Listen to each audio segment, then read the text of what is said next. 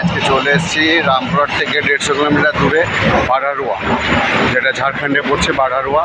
আজকে একটা পাহাড় চলে এসেছি, পাহাড়ে দেখাবো পাহাড়ের সিনটা কেমন লাগছে। আমি এখন উপরে উঠতে যাচ্ছি, উপরের পাহাড়ের সিনের যে পাহাড় আমি বললাম যে রামপুরহাট থেকে 150 কিলোমিটার দূরে, ওই বাঘারুয়া।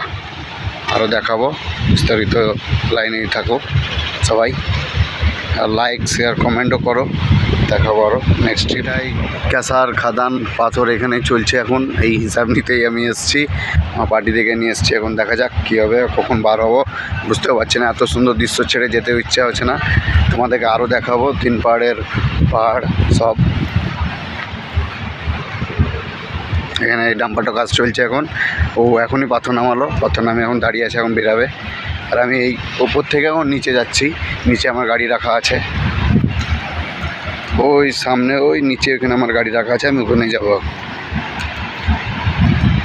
চলে এসেছি নিচে, আর একটুকু যাবো, দেখো তোমাদেরকে এখানে দেখাবো কেমন পাথর ভাঙছে, পাথরের কেমন কাজ চলছে।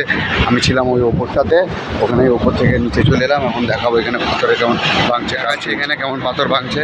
এটা হচ্ছে পাথর ভাঙা মেশিন, এখানে খাদান, এখানে পাথর ভাঙছে, গাড়িতে নিয়ে আসছে, এখানে পাথর রাখছে, এখানে পাথর পড়ছে, এখানে পাথর ভাঙছে।